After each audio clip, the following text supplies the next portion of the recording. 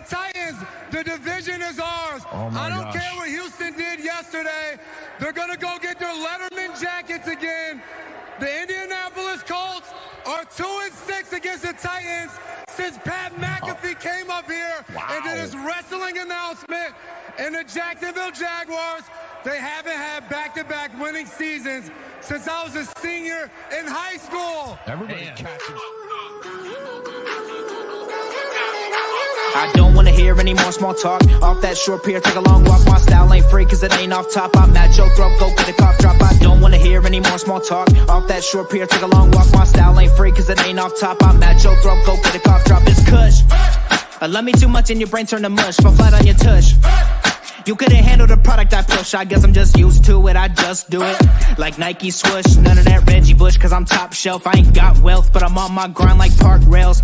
I'd sell the shoes right off my 2 feet. Then add one, that's a yard sale. Got dumb bars that be smarter than Harvard, Yale. Take your pictures elsewhere. You wanna be TMZ, I wanna be VIP. Quit pandering, I'm not answering. Cause I don't wanna hear any more small talk. Off that short pier, take a long walk. My style ain't free cause it ain't off top. I'm at your throat, go get a cough drop. I don't wanna hear any more small talk. Off that short pier, take a long walk. My style ain't free cause it ain't off top. I'm at your throat, go get a cough drop. All of that bark and no bite, that's alright. Not everyone can be the big dog. Take a walk, kick rocks. Can't keep me out cause I pick locks. They hearing me knocking, I'll never be stopping. I keep this shit popping like lip gloss. Get me pissed off and the whole squad point the red dots. Something like chickenpox, give me all what you got like it raw, shimmy y'all. Feeling like Tony Hawk, never stop, let it rock, better not get involved. Running a marathon and you a tourist. This my world, you a tourist. Fuck with the bullet, you get in the horns, I'm a tourist. I don't wanna hear any more small talk. Off that short pier, take a long walk. My style ain't free cause it ain't off top. I'm at your throat, go get a cough drop. I don't wanna hear any more small talk. Off that short pier, take a long walk. My style ain't free cause it ain't off top. I'm at your throat, go get a cough drop.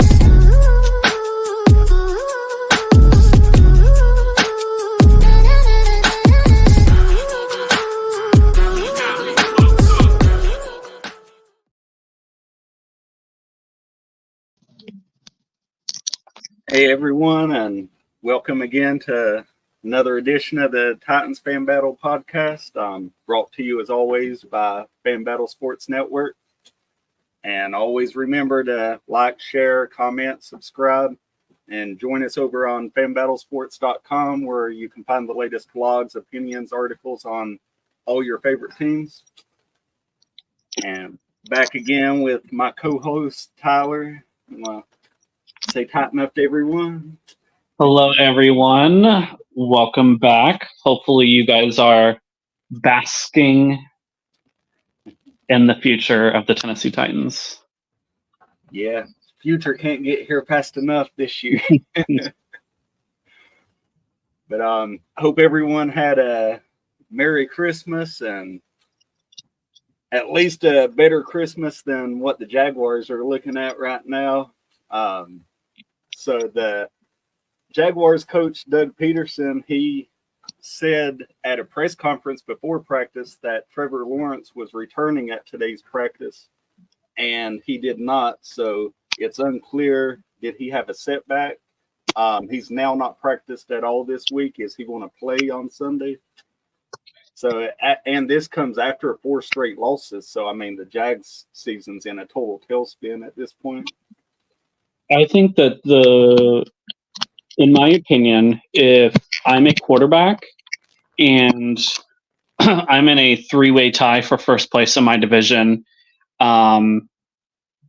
with 2 weeks left in the season, I'm still playing. I would be the Aaron Rodgers in the playoffs who's, got a torn MCL, ACL against the Seahawks and still throwing the ball. If I was the quarterback. If he doesn't play, I think the Jags may need to reevaluate who their starting quarterback is. Yeah, and I can't think of who their backup even is at this point. Like who would they even turn to? Who are the Jacksonville Jaguars even playing this weekend? Carolina Panthers. That's the only good thing, that they should be able to win this game no matter who their quarterback is. I mean, yes, but I mean, the Carolina Panthers put up 30 points last week and took the Green Bay Packers to the final seconds of that game. So should be an easy win. I'll give that to you. But I think Bryce Young is slowly starting to get into his rhythm. Obviously a little late, but that's a tough one. I mean, definitely the Jaguars have the better roster by far. But I wouldn't be shocked if the Jags play upset this weekend after the performance that Bryce Young had last week. Yeah, and they were supposed to lose to the Texans as well, and the Panthers upset the Texans. They pushed the Titans and the Colts, so they've kind of had the AFC South's number this year as well. They have played pretty well against the AFC South. Like I said, if Trevor Lawrence doesn't play this weekend, and I get like you need to focus on your health, but to my understanding, his injury is very minor. And again, you're 2 weeks out from the playoffs, and your team is potentially looking on the verge of either one, losing the divisional title, or two, being kicked out of playoffs, period, because you've got some teams in there that are really fighting hard. And I don't know if Jacksonville loses one of their next two games, if they'll make it. Yeah, and I'm looking at their depth chart. It's C.J. Beathard is who would be starting for him if Trevor Lawrence can't go. And C.J. Beathard didn't play phenomenally well when he was in San Francisco with one of the greatest rosters in the NFL. So, yeah, and if they could decide to go with their third string emergency quarterback and call up Matt Barkley off the practice squad, but yeah, that I don't know that's any better than Beathard. No, it's not. They might as well go get one of the Dallas Cowboy cheerleaders to come play quarterback for them, because they would probably do a lot better. And honestly, they're in a lot better shape. So I think the Panthers have a shot of upsetting the Jags this weekend. Yeah, it'll be interesting, and I'm about 45 minutes outside of Charlotte, so I'll get that game locally, so I'll be able to check that one out. Interesting. Yeah, that'll be an interesting game. That'll be an interesting game for sure. And I'm sorry. I was going to say the people in Jacksonville have been calling for the GM's head for a couple years now. So if the Jags don't make playoffs this year, I don't foresee him coming back. Yeah, the only thing that I think would salvage him, it kind of quietened everyone down with Doug Peterson. Like, they seemed pretty happy with his choice of head coach that he brought in. But if they miss the playoffs with this roster when everyone thought they was going to run away with the division this year, it basically puts them in the same position we was in last year when JR got fired, when we were supposed to be running away with it. Yeah. I mean, we were in first place last year and then squandered it. Yeah, after 7-2 start or 7-3 start. Mm-hmm. Now look where we're at after that start. We're 5 of the next 23 games we've won at this point. I think 5 of 23. Yeah. Yeah, something like that. But looking further in AFC South quarterback, there's a lot of injury report news coming in. CJ Stroud officially cleared protocol. Looks like he's 100% a go for Sunday.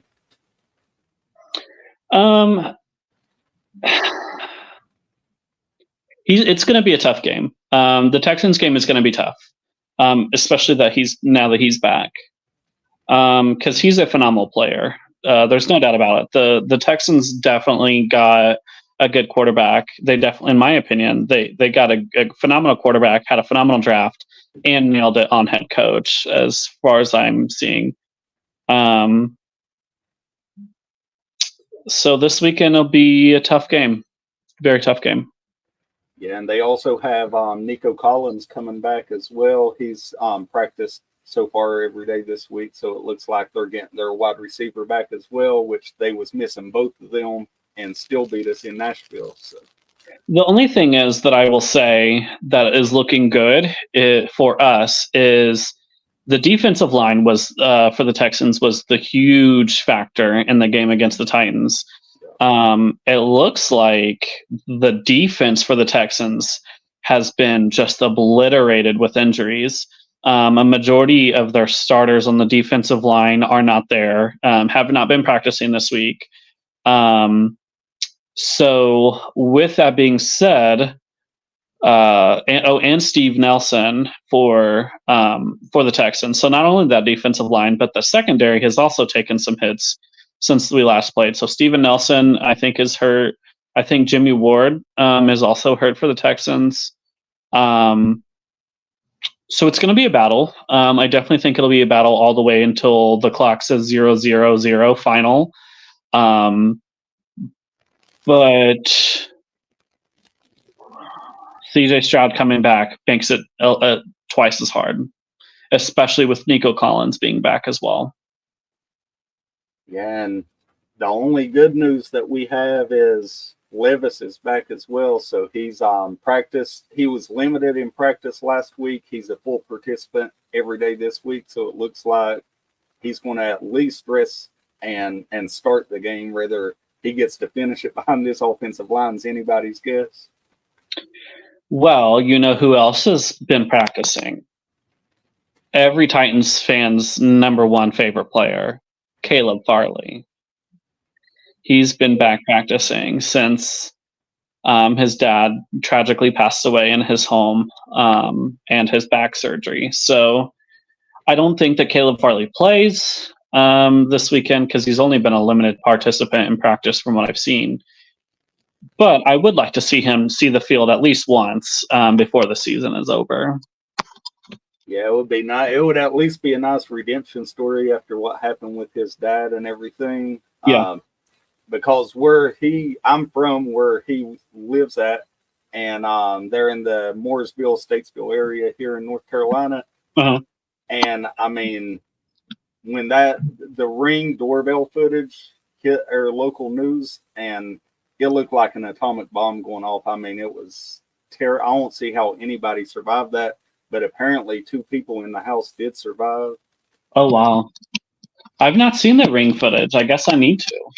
Yeah, it's literally, there's a house there, and then the next thing it's like a pile of splinters laying on the ground. It's unbelievable. Wow, that's really sad. Yeah. So it'll be, I mean, I've been rooting for him. He went to high school here right near me. I seen him play a couple games in high school. I've been rooting for him to at least come back from, the back surgeries and this absolute tragic story. It's unbelievable. Yeah. That is really sad. I do hope that, I doubt that I would be shocked if we pick up his 5th-year option. Yeah, definitely not. But I would like to see him come back next year and really contribute to the team somehow. Yeah, I agree.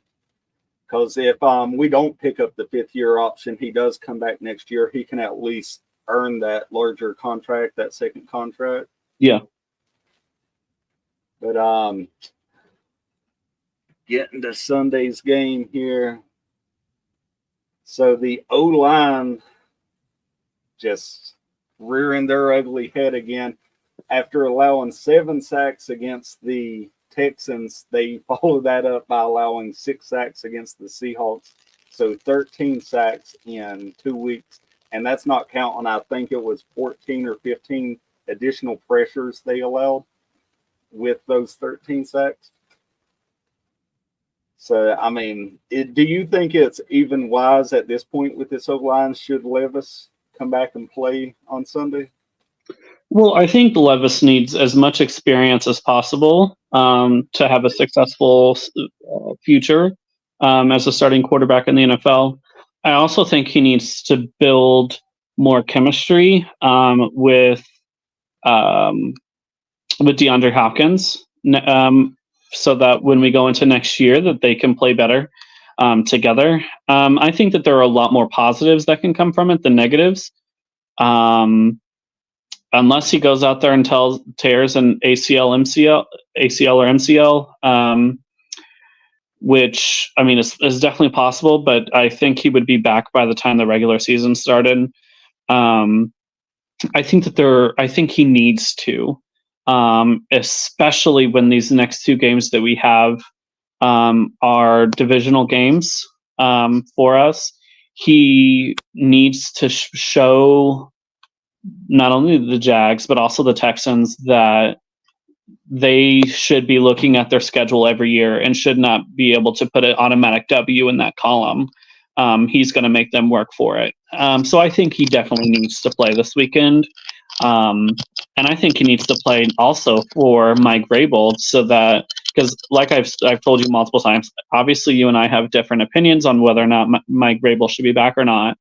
But I do think at the very least, I think Mike Vrabel is coaching for his job to some extent, whether it be this offseason or next offseason. And I also think that it's hard as an owner, in my opinion, to say that we should keep a coach when you go 0-6 in your division. Yeah, I agree. I think no matter what happens, that Vrabel's coaching for his job next year. I think that next year, no matter what happens in these last two games, Vrabel's on the hot seat to compete in the AFC. Like, competing in the division won't even be enough. If we get to a play-in game week 18, I think that he's got to be competing, like winning at least one playoff game to keep his job. Considering these last 25 games or so. I can see that. But yeah, so I think it's imperative that Will Levis plays.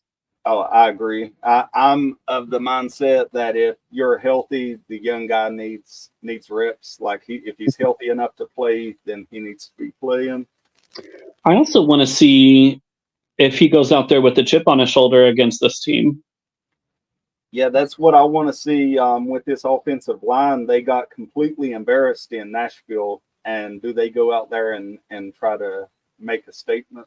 And they, in the pass protection, they didn't really make much of a statement, but they made some holes for Henry against the Seahawks, so they did show a little bit of pride there, but they wasn't going up against that Texans defensive line either. Well, I also I've seen something the other day on social media about what the offensive line got for Christmas from Will Levis.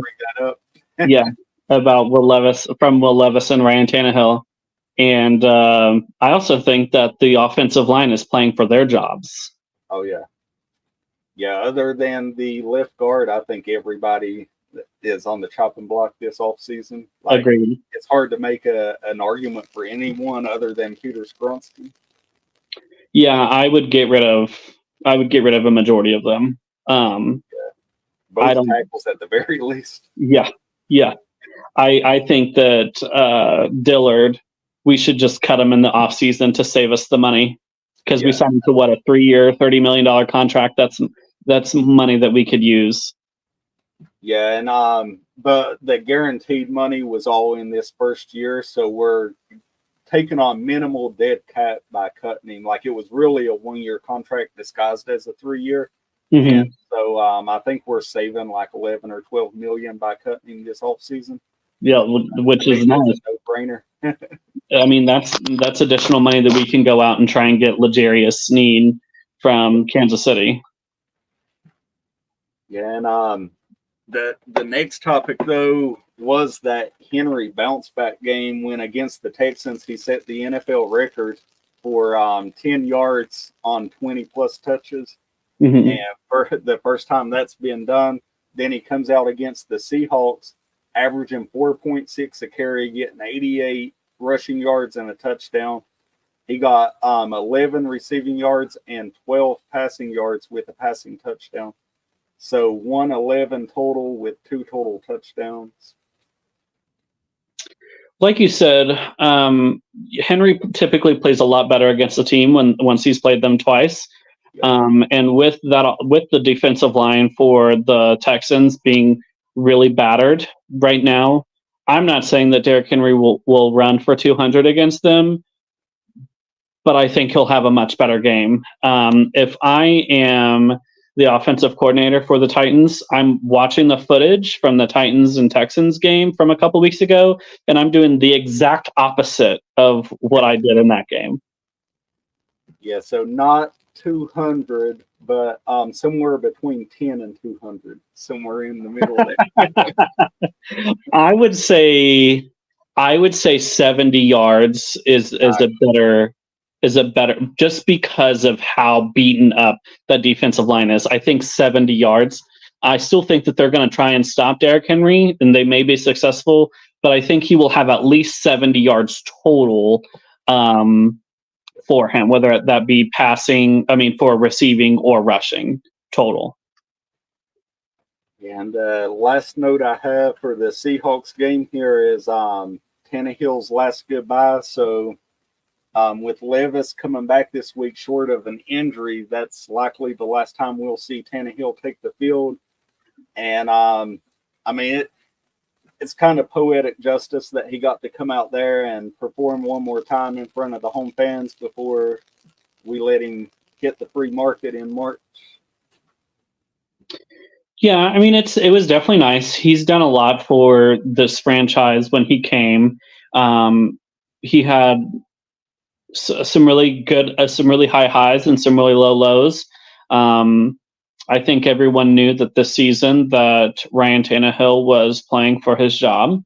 I told myself and to any of my friends and family that besides a Super Bowl run, that this was more than likely going to be Ryan Tannehill's last year, because in my opinion, Ryan Tannehill isn't worth more than $30 million a year from what I've seen.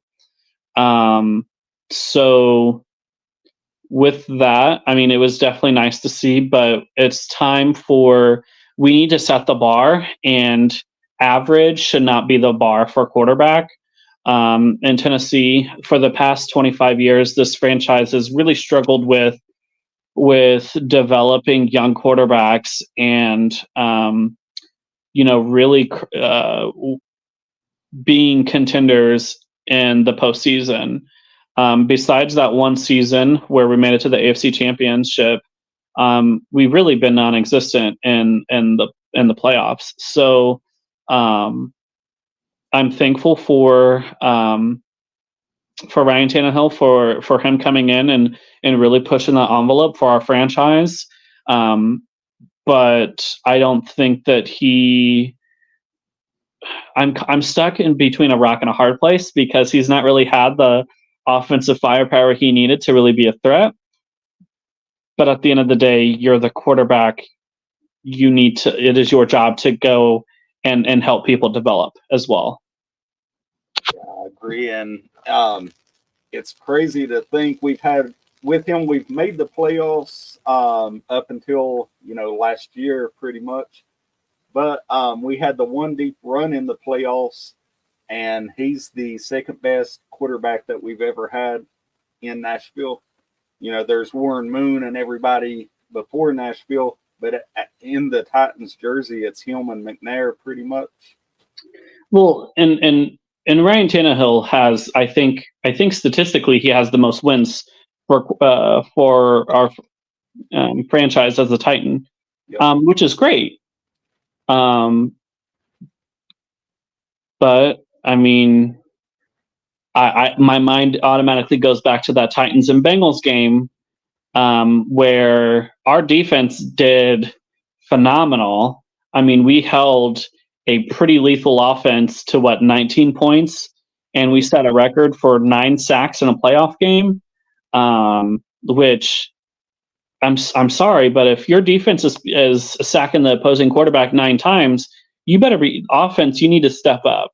And unfortunately, we didn't, and that stems from poor Ryan Tannehill play. And maybe this will be a wake up call to Will Levis too. Like this is the bar that you need to be playing at. Otherwise, you'll get the boot as well. Yeah, and Malik, he got that message. So we're being searching for a quarterback. So hopefully, Will Levis is it. I hope so. I really like Rand. I like some of the draft choices he's made. Obviously, Peter Skoronski, first round pick, we have high expectations, but he's a rookie. Will Levis is a rookie, so they're definitely going to need some time to develop. Peter Skoronski's had some ups and some downs this season. I've seen some really good play and I've seen some really bad play, but as a guard, you can only do so much based upon the other people around you. So I'm interested to see what this offseason brings for us with all the cap money that we have. Right now, we have a top 10 pick. I think we have a top 10 pick no matter what. Yeah, I think so. I would like us to be number 5 just so that we have a shot at potentially getting Marvin Harrison Jr. or one of the 2 really good offensive tackles that are going into this draft. I think the tackle from Notre Dame, I think if I'm thinking correctly, he hasn't allowed a sack in 2 years. 2 years, yeah. That would be phenomenal for Will Levis. If he had more time to throw to a wide receiver, we could be a threat. Yeah, I was in the group arguing with someone over the weekend that they're making the argument that if we make it into the top 5, then we should take the number 1 tight end because he's such a receiving threat. But to me, if you're in the top 5, like if Will Levis is getting sacked 70 times on the season, who's running downfield ain't going to matter so much. Like if we make it up there and that tackle's available, I think we got to take him. I can see the thought process there, but also we could use that tight end not only as a receiving threat, but also to help block as well. And so that may not be a bad. Then again, everyone thought Sam Laporta was going to be taken in the first round as well. So I don't know if Brock Bowers will be a first round pick. Yeah, I'm not sure either. I would be surprised if he's taken up there with Marvin Harrison Jr. and those tackles. I think that those have to get off the board before the tight end does, in my opinion. Yeah, I agree as well. I don't foresee him going in the first round, especially because I don't think he's played a whole lot this season. If I remember correctly, I thought he skipped a couple games. Yeah. I think if he's available in the second round, come day 2, that would be phenomenal for us. Yeah, talking about the draft, on Sunday we try to improve that draft stock a little bit more. So the number one thing, it's been the talking point for the last couple weeks, and does Henry and Hopkins finally both get over 1,000 yards? So Henry is 28 rushing yards from 1,000, and Hopkins is 61 receiving yards from 1,000. So I think Henry for sure, unless it's another historical performance by this defense, I think Henry gets 1,000 this week. Hopkins is the question, but it would be kind of poetic for him to hit that. He hasn't had 1,000 yards in 3 seasons, so for him to get back to 1,000-yard receiving season in that building where they traded him out, so that would be nice. That would be like a Cinderella moment. I agree. Honestly, for both of them, just because of how dominant Derrick Henry has been historically against the Texans franchise, and with everything that happened with the Texans, I think that both happen. I do think that both happen. Yeah, I agree. I think they'll both happen. Something I was thinking about today, though. 3 years ago, was it three years ago, when Henry was in the Texans building during week 17, and he hit 2,000 yards. And now we're talking about, can he maybe hit 1,000 yards there at week 17? Like, how times have changed. That is true. That is true. Well, and that also stems from offensive line play. And look at how the Texans were where they were at 3 seasons ago. Yeah, three seasons ago, we had Lawan Saffel, Ben Jones. I mean, we had all pros across the board on the offensive line. We did. We also had an actual fullback on the roster that was blocking for him out of the I formation instead of backup tight ends. That is true. But the big matchup that's coming into this game, we thought we'd get it a couple weeks ago, and a concussion took it away from us. We're finally getting Stroud versus Levis this week. So you think who's going to outperform? You got Levis. He's got Hopkins, but Stroud's coming back with Nico Collins back as well.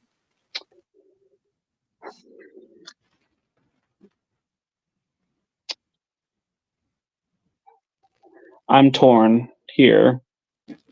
I'm really torn. I do think that their numbers will be similar, no matter what.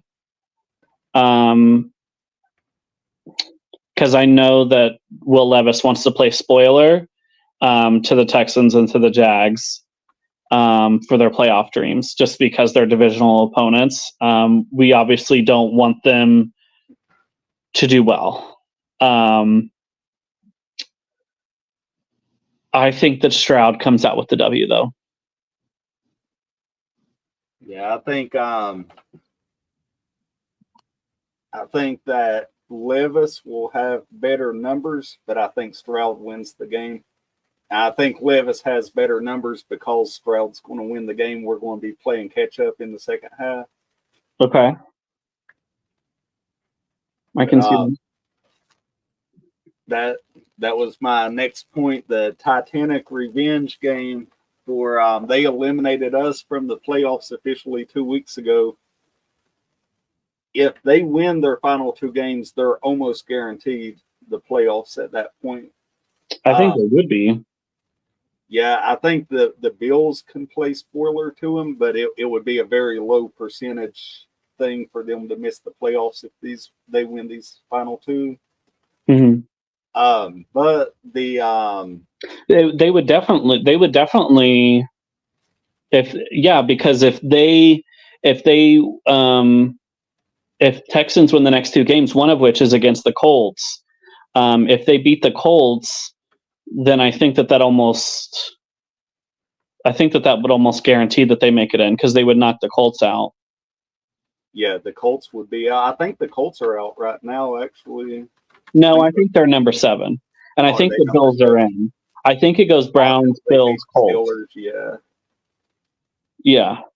So I think it's Browns, Bills, Colts, and I think if the Texans beat the Colts, and if Texans win the next 2 games, I think that they've basically guaranteed a playoff spot. Yeah, looking at the if they win the next 2 and the Bengals lose 1, then they're guaranteed a playoff spot. Okay. Which, how the Bengals played last week isn't far off. Yeah, so if they lose this game, though, then we can play spoiler to them with helping that their chances would go from about 50-50 if they lose this game to down to about 10%. So we could get a revenge game on them this week. Really, the Titans' best Super Bowl to end this season would be to get revenge on the Texans for eliminating us this week, and then to play spoiler on the Jags next week and get the Colts into the playoffs as the division champ. See, here's the thing, though. I almost want all 3 teams to make the playoffs so that they have higher draft spots, so that they don't have as good of an opportunity to draft as good players. Yeah. Think smarter, not harder. Let them all jam down around that 20th pick in the draft. Yeah, that'd be nice. So with that being said, what's your prediction for this week? You think the Texans just run away with this one? I think Texans win. I think Texans win 31 to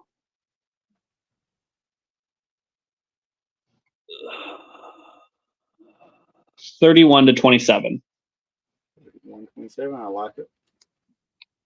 Yeah, I was thinking similar. I was thinking like a 28-24. And like I said, we're going to be down multiple scores in the fourth quarter, and it's going to just be Will Levis throwing us back into the game for cosmetic touchdowns. But I also, one thing I hate about Will Levis, but I also love at the same time, he plays so much better when we're behind. Oh, yeah. It's almost unrealistic. It's like the Titans don't know how to be up, like, and win the game. Yeah, and I put that on Tim Kelly. Like he calls the game totally different whenever it's a one-score game, and then we get down by 10, and it's like he just turns it over to Will Levis. Yeah, it's like as soon as we're down 10 points, Will Levis becomes Tom Brady. Yeah. Which is a good thing to have, but it's not good for my blood pressure. Yeah, it's not good for Vegas either. I'm sure they have a hell of a time trying to predict what's going to happen in these Titans games. Yeah. Because I mean we were up 13-0 against the Texans after I think they turned the ball over, or I think we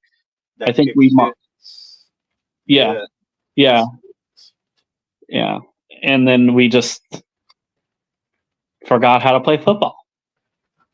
Yeah, and then against the Seahawks, Vegas had us plus 3.5 favorites at kickoff, and then we led from kickoff all the way till 1 minute left in the game. We was in the lead, and they had shifted it to we was minus 6-point favorites at the end, and then instantly we just collapse and lose the game. And I think at the end they had us back at like a +4 or something. Like it was just crazy swings on the live lines in Vegas. And that just like the Texans game, the Seahawks game, and the second Colts game, we were winning the majority of the game, and then we just self-imploded. Those 3 games, had we won those 3 games, we would be fighting for a playoff spot. Oh yeah. Yeah, with those 3 wins, we're 8-7. It's a 4-way tie in the division. Well, no, because the Colts and Texans would be a game behind if we won those games. Yeah. But yeah, we would be tied with the Jags for division lead right now if we just hold on and finish out the fourth quarter. Yeah, and then the same thing with the Dolphins game. I think we were neck and neck, and then all of a sudden we're down 14 points, and then here comes Tom Brady, 3 minutes left against the Dolphins, and we win. Yeah, we was winning the Dolphins game the whole game until we had 2 fumbles in 2 plays that set them up with the muff punt and then the botched toss to Henry. No, we weren't winning the entire game because didn't we throw a pick 6 in like the first quarter? Yeah, but after that we were winning at halftime. We was winning going into the fourth. Okay. They didn't score an offensive touchdown until the muff punt was their first offensive touchdown. Don't get me started on muff punts. Yeah, I think it was they scored 3 touchdowns, and on those 3 touchdowns, on not just the plays, but the entire drives for those 3 touchdowns was 19 total yards because they were all turnovers. I have PTSD from muffed punts. Yeah, that might be where if we get a top 5 pick, maybe we need a punt returner. We've been searching for that for a while too, since Adoree Jackson, I think. We need to call. We need to call the Seahawks and ask for David Putney. Yeah, need to do something. That was a draft day movie joke. You had to watch the movie to get it. Draft Day for which movie? It's called Draft Day. It has Kevin Costner, who is the general manager of the Cleveland Browns. You need to watch the movie. Yeah. Draft Day. I'm put it in my queue right now. Okay. I'm going to hold you to it. I'm going to message you weekly until you watch it. No, next week I'm going to have a review. It's going to be part of the podcast next week. Okay. It also has Jennifer Gardner in it as well. Oh, what's that? Jennifer Gardner.